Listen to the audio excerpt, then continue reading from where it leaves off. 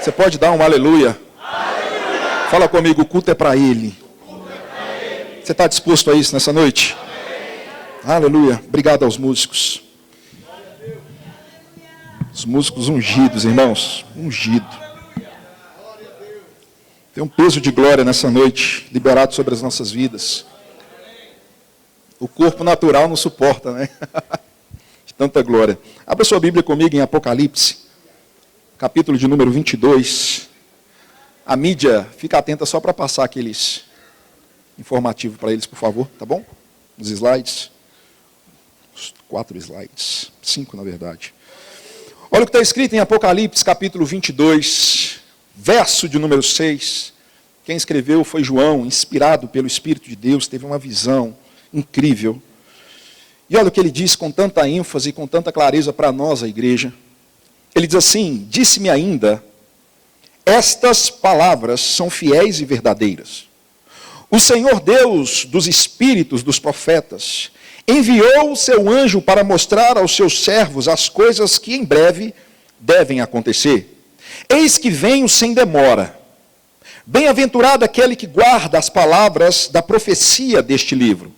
Eu, João, sou quem ouviu estas coisas. E quando as ouvi e vi, prostrei-me ante aos pés do anjo que me mostrou essas coisas para adorá-lo. Então ele me disse: vê, não faças isso. Eu sou conservo teu, dos teus irmãos, os profetas, e dos que guardam as palavras do livro, adora a Deus. Disse-me ainda: não seles as palavras da profecia deste livro, porque o tempo está próximo. Continue o injusto, fazendo injustiça. Continue o imundo, ainda sendo imundo. O justo continue na prática da justiça. E o santo continue a santificar-se. E o santo continue a santificar-se. E o santo continue a santificar-se. Jesus agora assume e diz: eis que venho sem demora. E comigo está o galardão que tenho para retribuir a cada um segundo as suas obras. Eu sou o Alfa, o Ômega, o primeiro e o último, o princípio e o fim. Bem-aventurados aqueles que lavam as suas vestiduras no sangue do Cordeiro, para que lhes assista o direito da árvore da vida e entre na cidade pelas portas. Fora ficam os cães, os feiticeiros, os impuros, os assassinos, os idólatras e todo aquele que ama a prática da mentira. Eu, Jesus, enviei o meu anjo para vos testificar estas coisas às igrejas. Eu sou a raiz e a geração de Davi, a brilhante estrela da manhã. Você pode fechar os seus olhos, levante suas mãos, vamos orar. Pai Santo, Pai amado, nós te rendemos graças no poderoso nome de Jesus. Nós estamos atentos ao Mestre Espírito Santo que nos conduz em toda a verdade e que nos guia em toda a verdade para que possamos compreender a Tua palavra. Fale poderosamente aos nossos corações, que ainda que de uma forma coletiva o Senhor esteja falando com a igreja, trata-nos, Senhor, de uma forma individual, particularizada e personalizada pelo Teu Espírito. Nós estamos com os nossos corações dilatados para ouvir sobre essa verdade tão importante nos últimos dias. Pai, nós te agradecemos, porque essa é uma verdade da graça. E por isso nós estamos sendo aperfeiçoados até o dia do nosso Senhor Jesus Cristo. Por isso nós te agradecemos, no poderoso nome de Jesus. Quantos creem, diz comigo amém. Eu quero que vocês vejam esses slides. Eu trouxe alguns pregadores hoje também para fazer parte dessa ministração. E olha que interessante. O que diz Tiago Freitas, um grande mestre da palavra, hoje está em Campina Grande, em seu livro Perigo, as consequências de não seguir a santificação. Olha o que ele diz: tudo que é associado a este Deus santo é também santo e santificado. Amém, gente? Próximo slide. Drummond Lacerda, esse partiu para estar com o Senhor na época da pandemia, um grande mestre da Igreja Batista da Lagoinha. Ele diz assim: quando a Bíblia descreve anjos cantando, geralmente eles estão dizendo santo.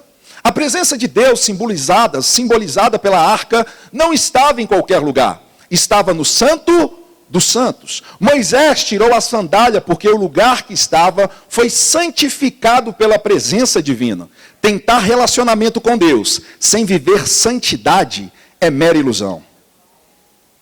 Próximo. Luciano Subirá. Quantos gostam do Luciano Subirá, irmãos? Olha o que ele diz. No livro Impacto da Santidade. O Senhor diz a um ministro de alta produtividade, que serve muito, que o serviço ministerial misturado com o pecado não interessa a ele. É só investigar a doutrina bíblica na carta de Apocalipse. Jesus reconhece e elogia a performance, que é o fazer, da igreja de Éfeso. Porém, ele disse que tinha algo contra ela no aspecto ser, moral, caráter e identidade. Lembre-se, uma coisa nunca deve anular a outra e nem mesmo substituí-la. Próximo. Tony Cook, no seu livro Qualificados, diz: o maior desafio da igreja não está apenas em saber as palavras certas a dizer ou as coisas certas a fazer, mas está em se tornar a pessoa certa. No DNA da graça, ele diz: a graça para a santificação é o poder e a habilidade de Deus que nos purifica e nos capacita a viver uma vida santa em um mundo corrupto. Próximo. John Bevere. Esse homem inspiradíssimo. Ele escreve em seu livro: a verdadeira santidade é um tópico muito atraente e importante. Jesus não está voltando para uma igreja contaminada e mundana, mas para uma igreja sem ruga ou qualquer coisa semelhante. Logo, se é para uma igreja santa que ele está voltando, então eu quero definitivamente saber tudo. Fala comigo, tudo sobre santidade. Irmãos, eu trouxe grandes mestres que falam sobre santidade. E é uma coisa importante a ser entendido nas Escrituras e compreendido, porque aquilo que Deus muito fala, nós muito precisamos prestar atenção. Ele tira essa verdade do campo de informação e coloca ela para dentro de um campo de ênfase. Se Deus fala muito sobre essa verdade, significa que eu e você, como cristãos, precisamos estudar bastante. E não só estudar e ouvir, mas viver essa verdade. Porque é isso que vai fazer total diferença em nossas vidas. Para você ter ideia, a palavra santo, no hebraico, ela significa separação, consagração de uma coisa ou indivíduo. Então, sempre quando essa palavra é colocada no Antigo Testamento, está dizendo de alguém que é separado. Você vê que quando Deus manda colocar os utensílios dentro do templo, aqueles utensílios eram santificados para estar ali. Tudo que diz respeito ao relacionamento com Deus precisava, em primeiro lugar, ser santificado para que Deus pudesse ter um relacionamento com aquilo ou utilizar daquilo. Da mesma forma, se nós pegarmos essa palavra e olharmos para dentro da nova aliança, a palavra grega é ágios, que quer dizer, mais próximo do hebraico, separar-se de tudo que é pecaminoso. Posso ouvir um glória a Deus, gente? Um certo sábio diz assim: nós deveríamos detestar aquilo que matou o nosso Senhor, o pecado. Nós precisamos ter nojo daquilo que Deus tem nojo. E é interessante isso, porque a primeira vez que essa palavra santo aparece foi em Êxodo, lá em Êxodo capítulo 3, verso 5, não precisa abrir, mas a Bíblia diz que quando Moisés se aproxima de Deus, ele fala: tire as sandálias dos seus pés, porque o lugar onde você está pisando é lugar santo. E não somente isso, nós precisamos entender que santidade é um atributo moral de Deus. Quando eu falo de atributo moral, eu estou falando de características que cercam a Deus e formam o seu caráter. Uma das características é santidade. O Deus que eu e você reverenciamos, o Deus que eu e você nos relacionamos, não de uma forma religiosa, mas compreensiva pela palavra, a Bíblia diz que Ele é santo. Para vocês terem ideia, a gente vai abrir um texto mais à frente, mas em Salmos, no capítulo 99, verso de número 9, diz: exaltai ao Senhor nosso Deus, e prostrai-vos ante ao seu santo monte, porque santo é o Senhor nosso Deus. O Antigo Testamento reconhece a santidade de Deus, mas não somente isso. O Deus que tem essa característica santa, e nós chamamos de característica ou atributo moral, ele compartilhou isso no seu plano original. Quando nós olhamos para Gênesis capítulo 1, verso 26, a Bíblia diz: façamos o homem conforme a nossa imagem e a nossa semelhança. Quando nós pegamos a palavra imagem, nós sabemos que Deus é espírito. Semelhança, eu estou falando de conjuntos de características que formam o caráter de alguém, assim como o de Deus. Então, se Deus é santo, ele diz, eu vou criar alguém para ser como eu. Então, Deus santo, homem santo. Deus justo, homem. Deus bom, homem. Então, Deus está dizendo, tudo aquilo que eu sou, eu vou compartilhar à criatura. Veja, ele não compartilhou isso à criação. Porque criação é diferente de criatura. Criação foram as coisas criadas, natureza, animais, e por aí vai. Criatura diz respeito ao ser humano, raça humana.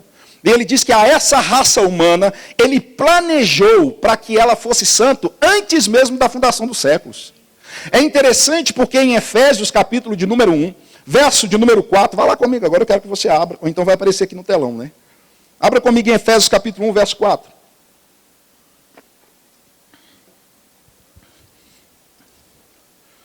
Olha o que está escrito lá. Assim como nos escolheu nele, antes da fundação do que, gente? Do mundo. Para sermos o quê? Pecadores, miseráveis, ímpios, sujos, imundos. Não, ele diz, quando eu pensei no homem antes da fundação do mundo, eu pensei para que ele fosse santo, separado, limpo, purificado. Oh, glória a Deus. Irrepreensíveis perante ele em amor. Agora, uma coisa que às vezes as pessoas me perguntam, por onde eu passo ensinando sobre essa verdade, inclusive eu tenho ensinado muito em Belo Horizonte, trago aqui um abraço do meu povo, inclusive da minha esposa, nós estamos grávidos. 5 meses que minha esposa tem. Cadê o Gabriel? Gabriel, levanta sua mão. Gabrielzão, minha esposa está grávida. Gabriel fez parte de um processo que eu estive aqui na escola, foi bom demais. A gente ficou no apartamento dividindo, parceirão mesmo. Bom, Mavi o nome dela, tá, gente? É uma menina. Oh, Jesus. Traga um abraço e um beijo da Mavi. Agora, algumas pessoas perguntam da seguinte maneira, Renato, tudo bem que santificação é uma verdade que nós precisamos estar vivendo e experimentando, mas a pergunta é, eu fui santificado, eu estou sendo santificado ou eu serei santificado? É a mesma pergunta que, às vezes, quando você vê determinadas palavras na igreja, você se confunde por não saber como se aplica dentro de um contexto. Eu fui salvo, estou sendo salvo ou eu serei salvo? Bom, a boa notícia é que são os três. Nós fomos santificados, fala comigo, fomos. Nós estamos sendo, fala, estamos sendo. E nós seremos, fala comigo, seremos santificados. Agora, o que nós precisamos saber é que vai depender da aplicação da palavra dentro de um contexto para saber se está falando de algo que já aconteceu no passado, se é algo que precisa ser feito no presente ou se é algo que vai acontecer no futuro. E se isso é a vontade de Deus, a pergunta é, Deus faz a sua parte. Agora, como igreja, qual é a minha parte no processo de santificação? Nós temos que entender isso porque existem alguns conceitos e linhas teológicas que vão falar que a santificação só aconteceu na fase inicial da salvação. Quando a pessoa foi salva, então ela não precisa fazer absolutamente mais nada. Continue vivendo da forma que você vivia. Continue fazendo as coisas que você fazia, afinal de contas. Quanto mais eu e você pecarmos, mais a graça é abundante. Mas é isso que a Bíblia ensina? Não. Se você olhar, vá comigo para Romanos capítulo 6. Deixa eu te mostrar isso. Vocês estão sugando. Romanos capítulo 6, verso de número 1. Romanos 6, verso de número 1. Diz assim, que diremos, pois? Quem fala é o apóstolo Paulo. Permaneceremos no pecado para que seja a graça mais abundante? Irmão, circula essa palavra de todo tamanho agora. De modo nenhum. De que, gente? Modo nenhum. Ele fala, como viveremos ainda no pecado nós que para ele morremos? Faz sentido? Eu morro para o pecado e continuo vivendo para ele? Não faz sentido? Nenhum. Agora continua o texto. Ele diz, ou porventura ignorais que todos nós fomos batizados em Cristo Jesus e fomos batizados na sua morte? Fomos, pois, sepultados com ele na morte pelo batismo, para que, como Cristo foi ressuscitado dentre os mortos pela glória do Pai, assim também andemos em novidade de vida. Verso 5, porque se formos unidos com ele na semelhança da sua morte, certamente o seremos também na semelhança da sua ressurreição. Sabendo isto, que foi crucificado com ele o nosso velho homem, para que o corpo do pecado seja destruído, e não sirvamos o pecado como escravos. Porquanto quem morreu está justificado do pecado. Ora, se já morremos com Cristo, cremos que também com ele viveremos. Sabedores de que, havendo Cristo ressuscitado dentre os mortos, já não morre e a morte já não tem domínio sobre ele. Pois quanto ao ter morrido, de uma vez para sempre morreu para o pecado. Mas quanto ao viver, vive para quem, gente? Agora, olha o verso 11, destaque. Assim também vós, considerai-vos mortos para o pecado, mas vivo para Deus em Cristo Jesus. Uau! Vamos lá. Verso 11. Assim também vós, considerai-vos mortos. Ele está falando, cada um de vocês, cristãos. Vocês precisam se considerar por meio da obra salvífica de Cristo, morte, sepultamento e ressurreição, e a fé nele. Agora você precisa entender que o velho homem foi crucificado. E agora surgiu um novo homem. Só que a partir disso, para viver essa nova consciência do novo homem, nós precisamos nos considerar mortos para o pecado. E aí vai um detalhe aqui para a gente. Quantos aqui já foram em um velório? E quando você chegou no velório, estava lá aquela pessoa dentro de um baú, esticada. Pergunta, se você xingar aquela pessoa, ela te responde? Se você colocar um cigarro na boca dela, ela fuma? Uma cocaína no nariz, ela cheira? Se você ofendê-la, ela vai te trazer, vai retrucar você? Por que não, gente? Paulo está falando a mesma coisa, são vocês. Não, gente, peraí. Tem pessoas que estão dando resposta ao pecado porque não entendeu que morreu para ele. Oh, glória a Deus. Quando alguma coisa nos é apresentado, quando você olha para aquilo que um dia você já morreu para ele, aquilo já não faz mais sentido. É isso que Paulo está falando aí. Quando as coisas chegarem diante de você de um mundo que é caído, e se apresentar como um garçom que serve algo na mesa, você tem a capacidade hoje de falar não para aquilo. Porque a pergunta que nós temos que fazer como igreja é, qual é a diferença do escravo e do livre, do pecado? Simples. Suponhamos, e eu gosto de trazer exemplos para ficar mais claro para nós. Suponhamos que fôssemos convidados por algum amigo que ainda não é cristão, para um aniversário, ele foi para o mundo. E chegamos naquela mesa, um garçom chegou ali e colocou uma bandeja com diversas coisas dos vícios desse mundo. Colocou lá uísque, cerveja, cocaína, são coisas que a gente precisa entender, irmão, e falar na igreja, porque lá fora fala muito. E aí coloca isso na mesa. Só que, no momento em que aquela galera vê aquilo, cada um pega o seu. E você, como cristão, não pegou. Na verdade, não deveria nem estar sentado lá, para não ser influenciado negativamente. Mas nós não somos religiosos, se você for direcionado e tem um propósito para isso, ótimo. Mas você não pegou nada. O fato de você não ter pego nada, aqueles homens e mulheres vão chegar e vão falar assim, aí, tá vendo? Por isso que eu não quero me tornar cristão. Sabe por causa de quê? Olha para você ver, vocês são presos, vocês não são livres, nós somos livres. Agora vamos lá, talvez você já ouviu isso, mas vamos lá, pergunta para nós. Quem é livre na história? Aquele que diz sim para tudo que é errado ou aquele que tem a capacidade de dizer não?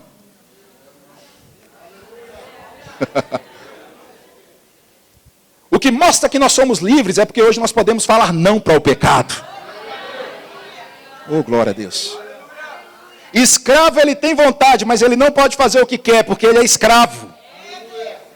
Só que a Bíblia diz em Gálatas 5:1, que foi para a liberdade que Cristo nos libertou. Oh, glória a Deus! Oh, glória a Deus! Quem está aqui, gente? Vá comigo para 1 Coríntios capítulo 6, verso 11. Vai passar aqui no telão para você. E nós temos que entender, então, qual é a nossa cooperação nesse processo. Nesse processo, entender o que é a santificação no passado, o que ela se aplica no presente e como ela acontece no futuro. E aí nós vamos ver Paulo falando algo interessante em 1 Coríntios capítulo 6, verso 11. Tais fostes alguns de vós, mas vós vos lavastes, fostes santificados. Tempo verbal, passado, presente ou futuro? Passado, está no pretérito. Ele diz, fosse santificados, mas fosse justificados em nome do Senhor Jesus Cristo e no Espírito do nosso Deus. Se a palavra que aparece nesse versículo é santificados, significa que não está falando da santificação presente, nem futura, está falando do que aconteceu no passado, quando nós nascemos de novo. E aí nós vamos ver uma outra aplicação. 1 Pedro capítulo 1, verso 15. Quantos gostam de Bíblia aqui, irmãos? A gente vem para a igreja para ouvir palavra. Olha o que está escrito em 1 Pedro 1,15. Pelo contrário, segundo é santo aquele que vos chamou, tornai-vos santos. Também no mesmo, vós mesmos em todo o vosso procedimento. Observe que ele diz, vocês foram santificados, só que em outro contexto, tornai-vos. Mas Renato, como que é isso? Então as pessoas, por não entender em qual contexto se aplica o tempo verbal, elas misturam tudo, colocam dentro de um saco como se fosse a mesma coisa. Como se isso aqui que Pedro está falando fosse no passado, e não ele, agora ele está aplicando no presente. Tempo verbal gerúndio. Nós precisamos cooperar com isso. Por fim, vá comigo agora para 1 Coríntios capítulo 1, nós vamos passar bastante tempo aqui agora. Capítulo 1, verso de número 1.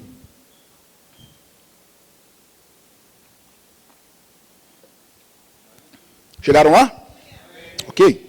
Olha que a Bíblia diz, Paulo chamado pela vontade de Deus para ser apóstolo de Jesus Cristo, e o irmão Sóstenes, a igreja de Deus que está em Corinto, aos santificados, tempo verbal, passado, em Cristo Jesus, chamados para ser santos, tempo verbal, presente, com todos em que em todo lugar invocam o nome do Senhor Jesus Cristo, ou nosso Senhor Jesus Cristo, Senhor dele e nosso. A primeira coisa que nós precisamos entender nesse texto é que Paulo diz que nós fomos chamados para ser. Aleluia. Deixa eu dizer uma coisa para você, irmão. Quando a Bíblia aplica a palavra ser, diz respeito à nossa identidade. Diz respeito àquilo que nós somos interiormente falando. Ele não está falando de performance. Ele não está falando de serviço. Ele não está falando de fazer algo para Deus. Até porque Deus não é convencido por algo que nós fazemos. Aleluia. Quem preparou as boas obras para que nós andássemos nela foi Deus. Então isso não impressiona ele.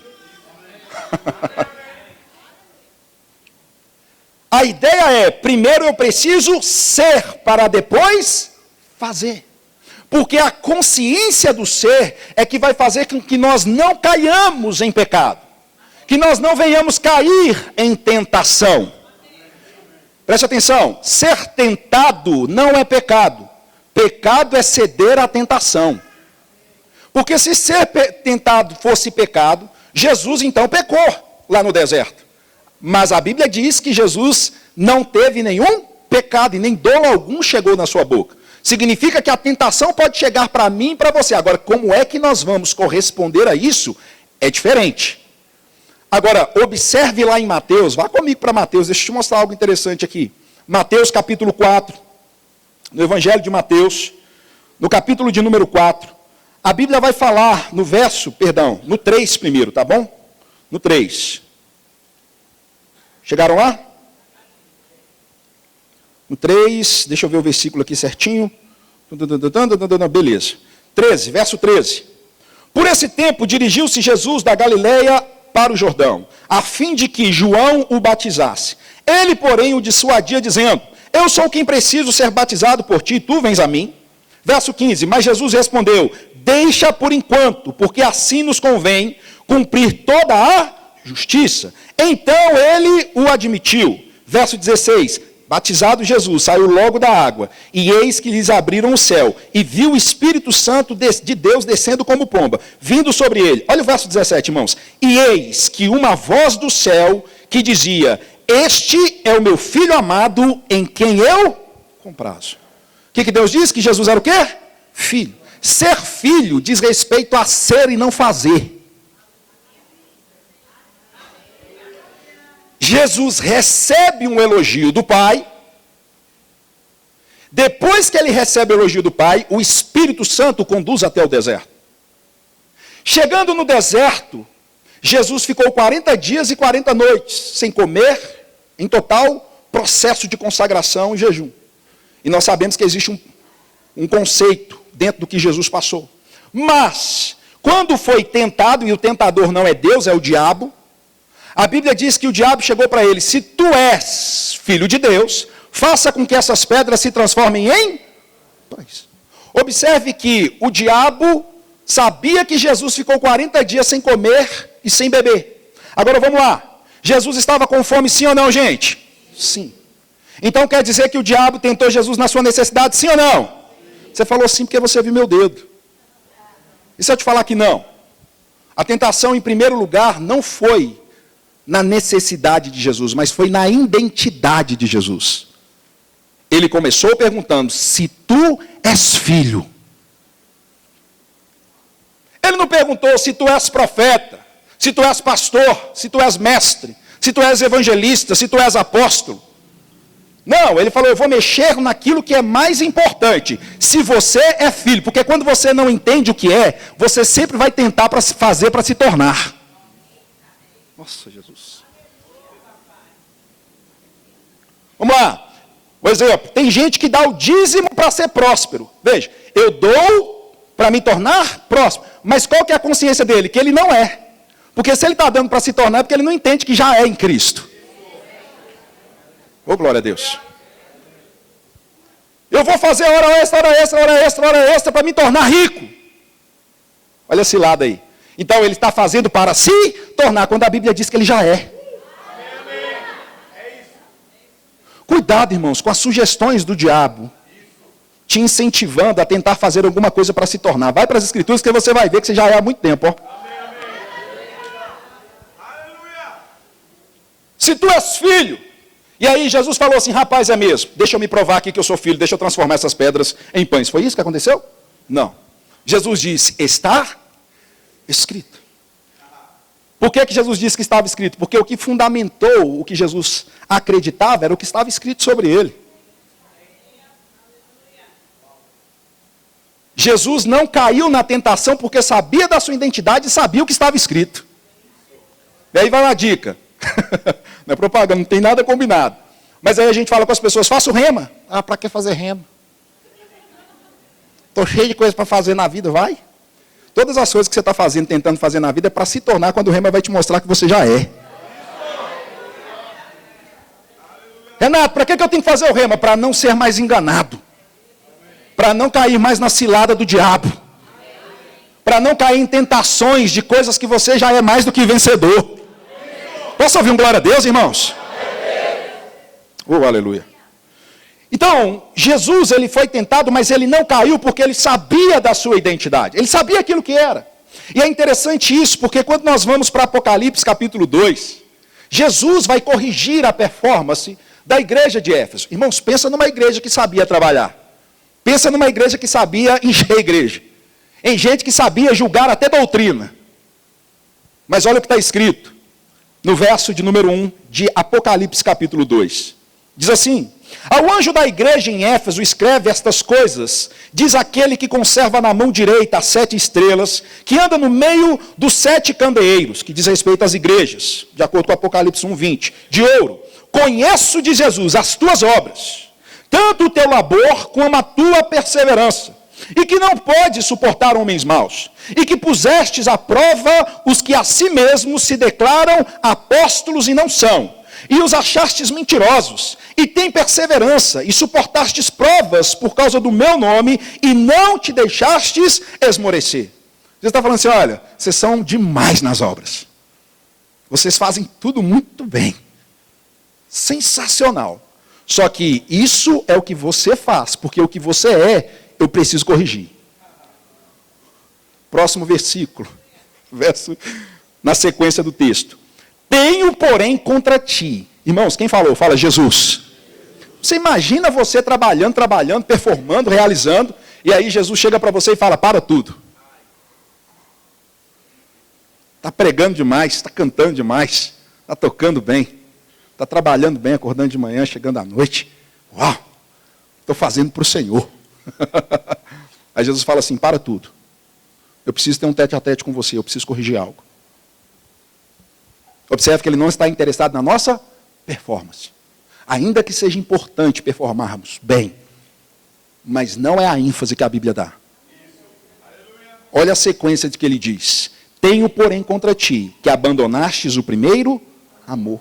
Lembra-te, pois, de onde caíste, arrependa-te e volta à prática das primeiras obras, e se não, venho a ti e moverei do seu lugar o teu candeeiro, caso não te arrependas. Fala comigo, Jesus é o dono da igreja. Ele é que determina. Irmãos, ele não é só Salvador, ele é Senhor. Senhor é quem determina as diretrizes e fala, tem que ser assim, não é do jeito que você quer, é do jeito que eu quero. E ele está falando assim, vocês estão performando, está lindo. Mas tem um detalhe, igreja de Éfeso. Vocês abandonaram o primeiro amor. O primeiro amor aqui não é o amor um para com o outro. É o amor deles para com Deus. Vocês abandonaram aquele lugar de relacionamento. Porque é no lugar de relacionamento que a santificação ela começa a frutificar. Preste atenção no que eu vou te falar, irmão. Pega isso. Os resultados dos nossos relacionamentos no horizontal é simplesmente a ignorância do nosso relacionamento na vertical. Se nós não nos relacionarmos corretamente com Deus, logo a gente vai se relacionar mal com o próximo. Logo a gente vai começar a fazer coisas que Deus nunca fez. Porque a gente perde a referência. Eu não estou falando reverência, não, estou falando referência. Quem está aqui? Não precisa abrir. E aí Jesus pega firme com mais um texto, em Mateus capítulo 7, verso de número 22. Ele diz assim, muitos naqueles dias hão de me dizer, Senhor, Senhor, porventura não temos nós profetizado em teu nome?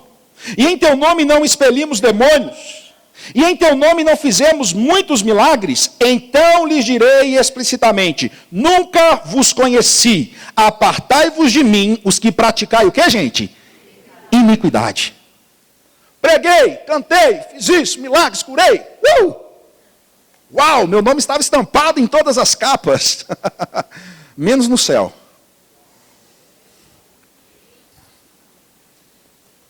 Irmãos, presta atenção no que eu vou te dizer. Nem sempre o aplauso da terra significa o aplauso do céu. E nem sempre a vaia da terra significa que o céu não está aplaudindo. Qual que é o exemplo que você me dá disso, Renato? Vai ver Estevão. Enquanto os homens estavam apedrejando ele na terra, Jesus estava de braço aberto no céu. Não se confunda com aparência. Deus não se confunde com aparência. Deus, ele ama a essência. Fala comigo, essência. Irmãos, às vezes é melhor alguém subir aqui, talvez não ter tantas palavras, um português tão perfeito, mas vive uma vida tão íntegra, que alcança a igreja, do que um que performa e está com a vida toda errada. Eu vou falar algo, falo ou não falo? Posso falar? E o problema é que quem está com a vida errada, e eu não julgando ninguém, isso não acontece aqui só lá em Bagdá, amém? Mas às vezes ele vai ministrar e as coisas vão acontecer como Mateus está dizendo aqui, e as pessoas pelos sinais, prodígios e maravilhas começam a se impressionar, e até mesmo se confundir. E eu não estou dizendo que todos que sobem aqui, irmãos, essas coisas acontecem, que ele está vivendo em pecado, não. Coloque equilíbrio nas coisas. Mas eu estou dizendo que se para quem está fazendo isso com a vida toda errada, deixa eu dizer uma coisa para você, não se engane achando que Deus aprova. Na verdade, o que Deus está fazendo é suportar. Porque quando essas coisas acontecem, elas acontecem pela unção. Unção é algo que vem sobre para alcançar não o ministro, mas quem está ouvindo. Por isso que você vai ver lugares que pessoas estão envolvidas com ministros que não andam certo, mas os milagres acontecem porque Deus está honrando a fé do povo. Mas em relação ao ministro, ele já está reprovado. Porque em 2 Timóteo capítulo 2, verso 15, diz que nós devemos nos apresentar diante de Deus como obreiros aprovados. Agora presta atenção, que não tem do que se envergonhar, moral, caráter, conduta. E depois ele diz, e que maneja bem a palavra da verdade. Gente, o Espírito Santo não falou primeiro, maneje bem a palavra da verdade, e depois viva uma vida que não tem que se envergonhar. Na matemática, mudar a ordem não altera os fatores, o resultado, mas na Bíblia altera. O Espírito Santo inspirou Paulo e falou, coloca direitinho, como? Primeiro, apresente-se aprovado. Que não tem como se vergonhar, moral. E depois você maneja bem a palavra da verdade. Ou seja, o que você quer manejar e falar com outros, primeiro aplica na sua vida. Posso ouvir um amém, irmãos? Amém. Por quê? Porque tem muita gente que constrói a doutrina com a sua vida, mas com palavras, mas destrói com a sua própria vida. Tem ministro, irmãos, tem pessoas que quando pega o microfone, ninguém quer que ele tire, mas quando ele tira, ninguém quer que ele pegue de novo. Teve um dia que perguntaram para um determinado ministro, rapaz, deixa eu te fazer uma pergunta. Quando você sobe lá em cima para ministrar, você não fica nervoso? Você não fica tenso? Ele falou assim, não. Ainda que me dá um friozinho na barriga, isso é importante. Mas sabe qual que é a minha maior responsabilidade? Ele falou, quando? Quando eu desço da plataforma. Porque é lá que eu convivo, é lá que eu tenho a minha vida no cotidiano. Posso ouvir uma glória a Deus? Dentro disso, o apóstolo Paulo, dentro do mesmo texto de 1 Coríntios capítulo 1, no verso 3, ele diz, chamados para ser, e o ser é muito mais importante do que o fazer, que trata da santidade. Aí ele fala, a igreja de Deus que está em Corinto, fala comigo, está em Corinto. Vamos avançar, presta atenção.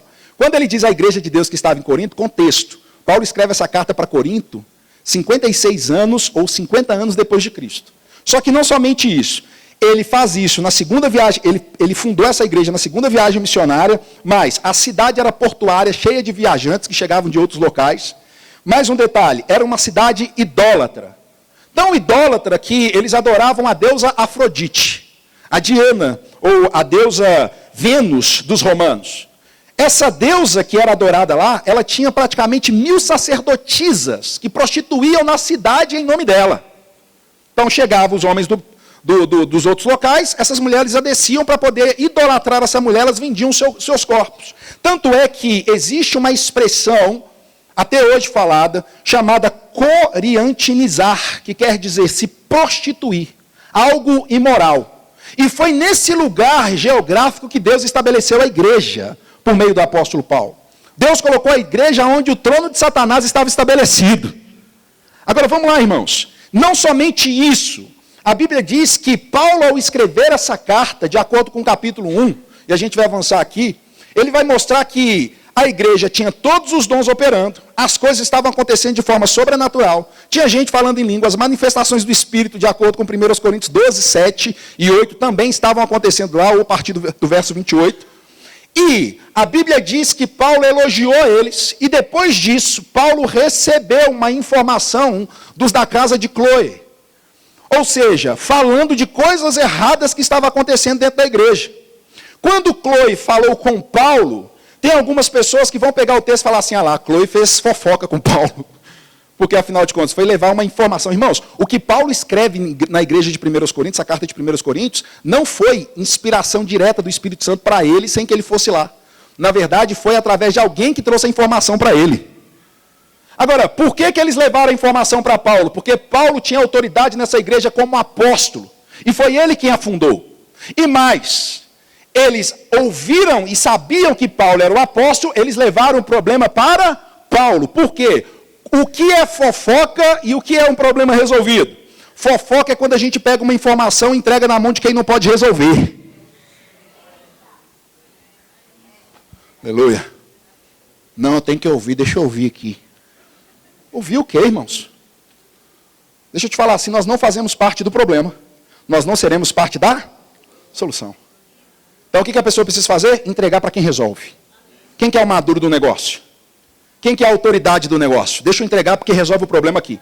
E aí quem é a autoridade está vendo essa pessoa trazendo para ela, não pode julgar que é fofoca. Porque ela está confiando nele para resolver. E ele tem autonomia para isso. Posso ouvir glória a Deus? Agora, não só isso. Paulo vai e começa a lamentar agora. Ele fala, olha, eu não vos pude chamar de espirituais, e sim de carnais. Leite eu vos dei a beber, que vocês ainda são crianças.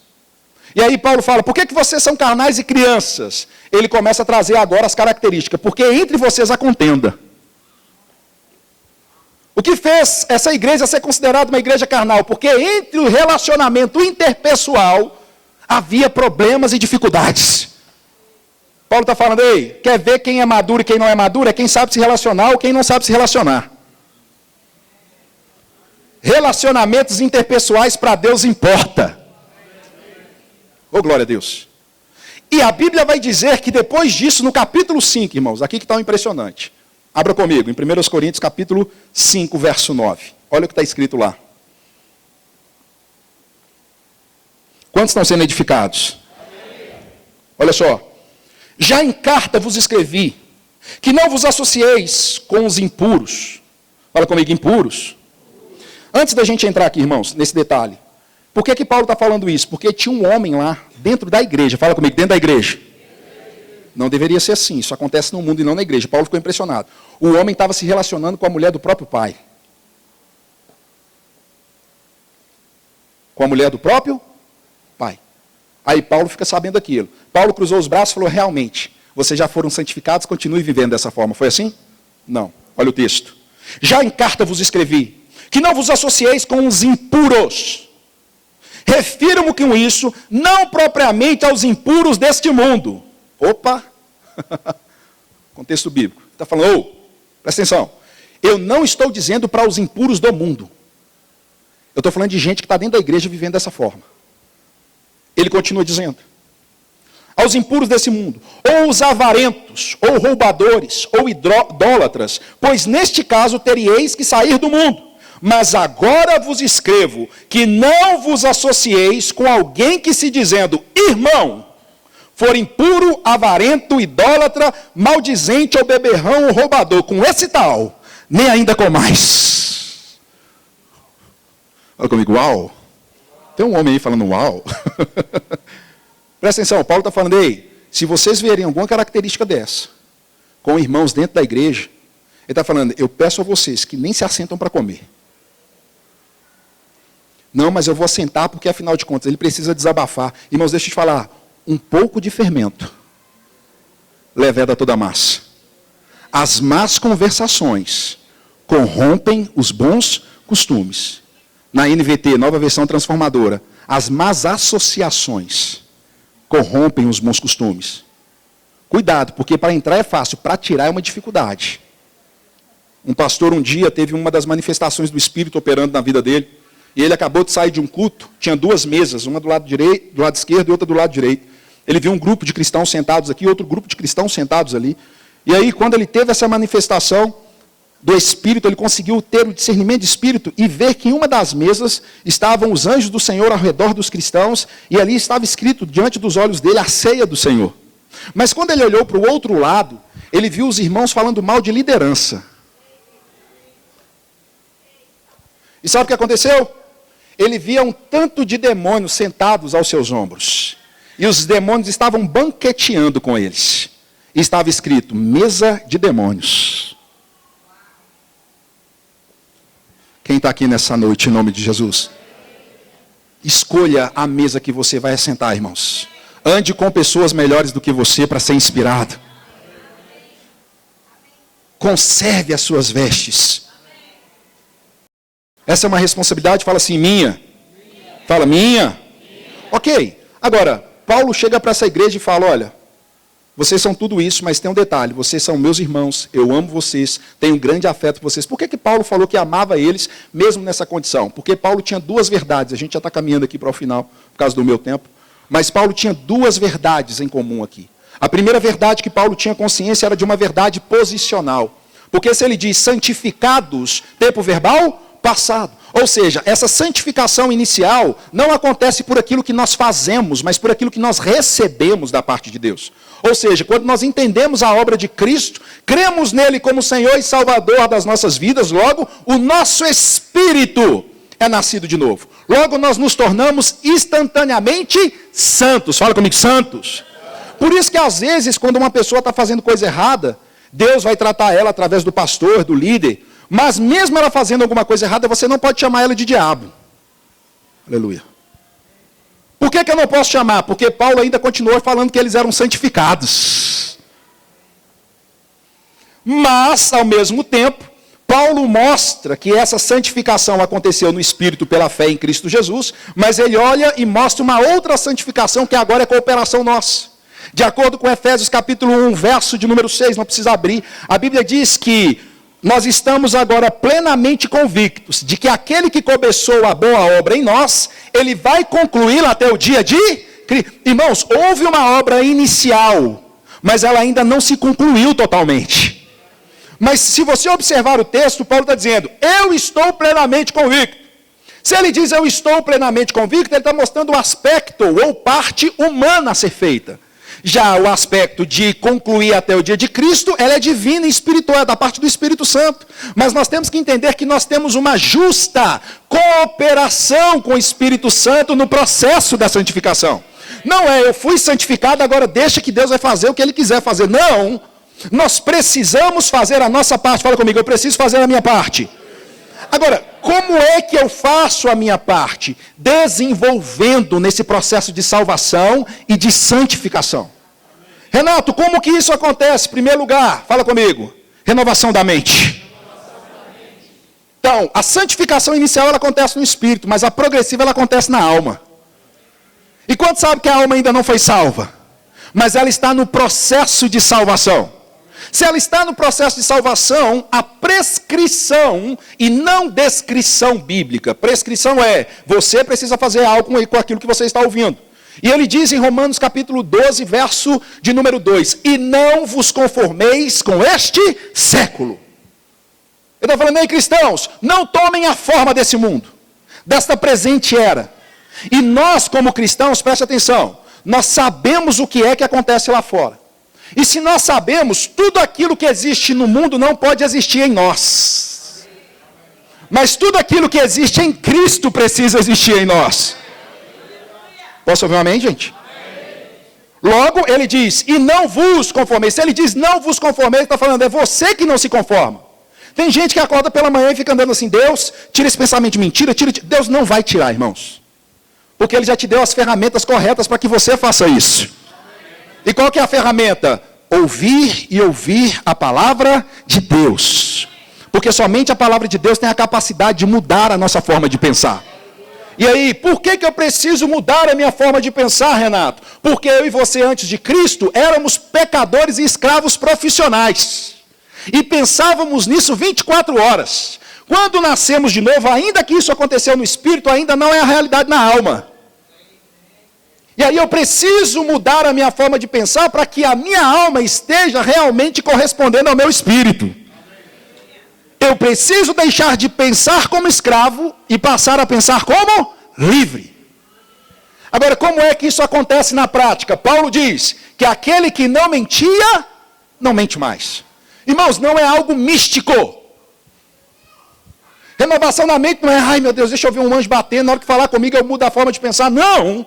Ele está dizendo, ei, você precisa tomar atitudes agora, contrário àquilo que você era. Então, quem mentia, não vai mentir mais. E quem roubava, também não vai roubar mais. Antes vai trabalhar, ter o que também acudir ao necessitado. Então, são práticas de que aquilo que eu fazia, eu não vou fazer mais. E a gente fecha com esse texto de mente. Vá comigo para Efésios, capítulo de número 4. Olha que instrução perfeita do apóstolo Paulo. Efésios, capítulo 4. Verso de número 22.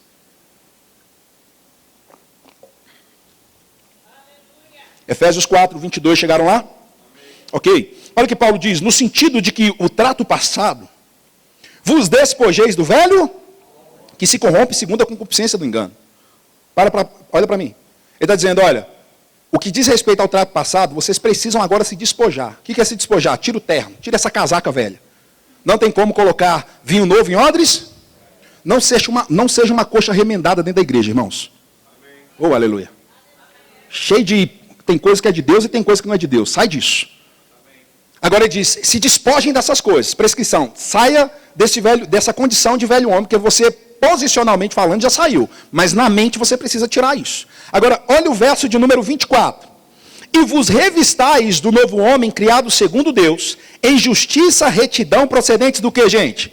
Na verdade, então ele está dizendo no verso 22 que é para a gente se despojar. No verso 24 ele diz que é para a gente se revestir de Cristo. Agora, qual é o segredo, Renato? Para me despojar do velho homem e me revestir de Cristo. Versículo 23, olha o que está escrito aí. E vos renoveis no espírito do vosso entendimento. Isso é evangelho, irmão. Isso é carta que ensinava na época. está falando assim, quer sair dessas práticas do velho homem? Posicionalmente já aconteceu no espírito, mas na alma, se você não mudar, você vai continuar agindo.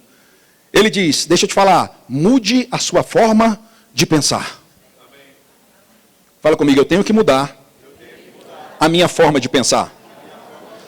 Porque a Bíblia diz, em Hebreus 12, 14, não precisa abrir, segui a paz com todos e a santificação, sem a qual ninguém verá o Senhor. E ele fala mais, e ninguém seja faltoso, separando-se da graça de Deus. Irmãos, quando ele fala isso, que sem a santificação ninguém verá o Senhor, vai ver o contexto. O contexto ali não está falando que eu pensava dessa maneira, que sem eu viver uma santidade eu não veria a Deus. E não é isso é místico. A questão toda no contexto é, se você não viver uma santidade, dentro daquilo que a Bíblia nos pede, ele está falando, as pessoas não verão Deus em você. Ah, não. Vê o contexto. Porque a verdade é que Deus nos criou para ser imagem e semelhança e representar Ele na terra. Então, quando deixamos de viver essas verdades, você acha que as pessoas vão ver Deus em nós? Lembra que Paulo diz que nós somos cartas vivas, lidas e escritas por todos os homens? Aliás, lida por todos os homens, escrita não por tinta natural, mas pelo próprio Espírito do Deus vivente. Oh, glória a Deus. Então, isso já mostra para nós que nós precisamos viver uma vida diferente. E a santificação final, estou dando um resuminho para vocês aqui, ela acontece no nosso corpo. Irmãos, não temos ainda um corpo transformado. E tem gente que fala assim, Renata, eu não quero ter mais problema com o diabo. Reagan, no seu livro, falou assim, não, eu vou orar então para que você morra. Porque ainda enquanto você tiver um corpo, o corpo ainda ele tem desejos da carne. Só que a boa notícia é que Jesus diz que a carne é fraca e o espírito está pronto. A carne não é fraca para pecar. A carne está fraca para submeter ao espírito. Gálatas fala as obras da carne.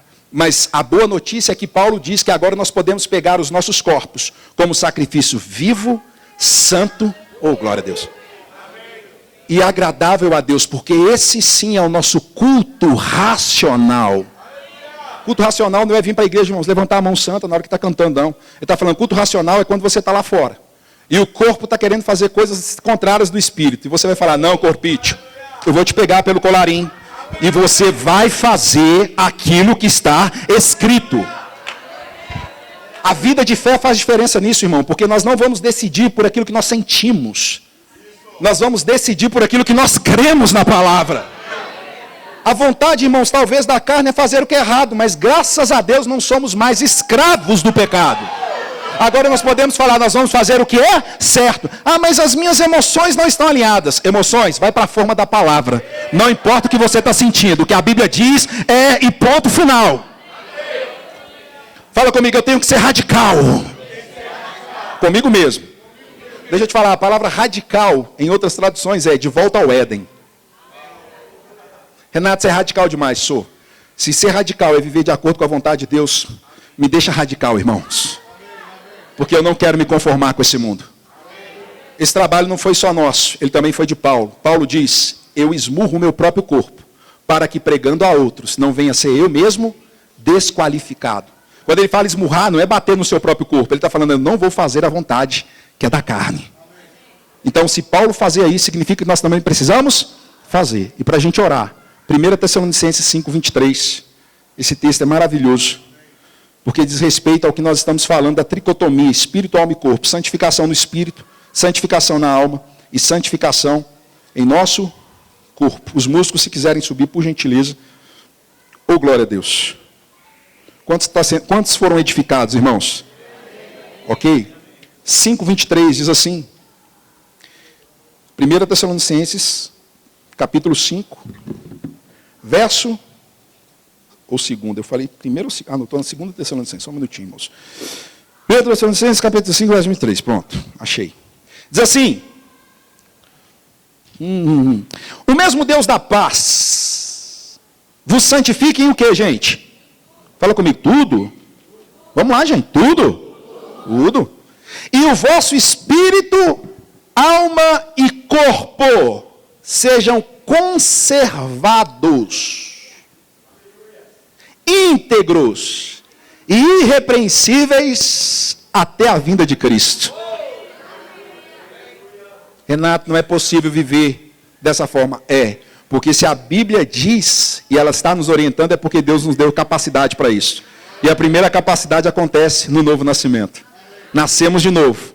A nossa alma também está nesse processo de transformação. E o nosso corpo vai ser o último a ser transformado. Irmãos, eu declaro uma igreja pura, santa. Uma igreja que não vai viver de aparência, mas uma igreja que vai viver da essência. Uma essência que acorda todos os dias e vai ouvir assim como Jesus ouviu, pela vida íntegra que nós estamos vivendo. Este é o meu filho amado, em quem eu tenho prazer. Você pode se colocar de pé? Nós podemos cantar mais uma vez aquela música? Eu quero que agora você realmente pudesse entender que, Renato, mas, rapaz, fiz algumas coisas não deram certo para mim. É claro que eu não quis esgotar o assunto em um culto tão curto. Mas, se você e eu não estivermos vivendo isso, tem escape, irmãos, para a gente poder viver essa vida de santa. João capítulo 1, verso 9 diz que se confessares os vossos pecados, Ele é justo e fiel para perdoar os vossos pecados e vos purificar de toda injustiça. Não, João não escreveu só para os gnósticos, não. Nem existia o gnosticismo naquela época, era o pré-gnosticismo, era o espírito do anticristo. Ele estava escrevendo para a igreja. Ele fala, filhinhos, amados, nós. Isso mostra que ele está escrevendo para nós, dizendo, se aconteceu alguma coisa que te tirou desse percurso da vida do justo que vai brilhando como a luz da aurora, se santificando cada vez mais, ele está falando, ei, você pode entrar nesse percurso novamente. Basta você confessar. Confessar é, eu abandono isso. Só que você entende que você também tem o Espírito Santo. O Espírito Santo é conosco até a consumação dos séculos, irmãos. Ele nos ajuda nesse processo de santificação. Veja, Espírito Santo. Espírito Santo é o maior trabalho dele. É nos santificar. E quando você abre o seu coração e fala, Espírito Santo, me ajuda nesse negócio. Me ajuda a viver uma vida que agrada a Deus. Eu tenho a palavra. Eu tenho o conhecimento, mas agora eu quero viver isso de uma forma prática. Eu quero ser cada vez mais luz e sal da terra. Eu quero fazer diferença na minha empresa, na minha casa, no meu trabalho, com a minha esposa, com os meus filhos. Irmãos, estamos vivendo um tempo em que pessoas estão enfurnadas na pornografia, casais se separando. Tudo isso por falta de conhecimento da santificação prática. Mas existe escape para nós nessa noite. Que o Espírito da graça de Deus e a santificação, nesses processos que nós conversamos nessa noite, seja o nosso maior alvo de vida. Para que nós vivamos uma vida que realmente representemos a Deus na íntegra e na essência. Pai Santo, Pai amado, eu te rendo graças no poderoso nome de Jesus. Obrigado por essa noite poderosa que o Senhor falou aos nossos corações. Estamos saindo daqui edificados, fortalecidos, alimentados, animados, prontos para continuar estudando cada vez mais sobre essa verdade. Iremos comprar livros sobre isso no Verbo Shopping, iremos conversar com pessoas sobre essa verdade, para que nós possamos, Pai, andar à altura e chegar na plena estatura de Cristo. Ah, Pai, o Senhor vai encontrar uma igreja imaculada, sem ruga, limpa, uma noiva adornada para o Senhor. Nós não sabemos o dia e a hora, mas nós estamos preparados, cada vez mais com essa consciência, para esse glorioso dia de encontrar com o Senhor nos ares. Falta pouco, Pai, mas obrigado pelo sangue do Cordeiro, que nos justificou e nos purificou de toda a injustiça. Por isso nós declaramos, santo, santo, santo é o Senhor. Você pode declarar isso? Oh, aleluia!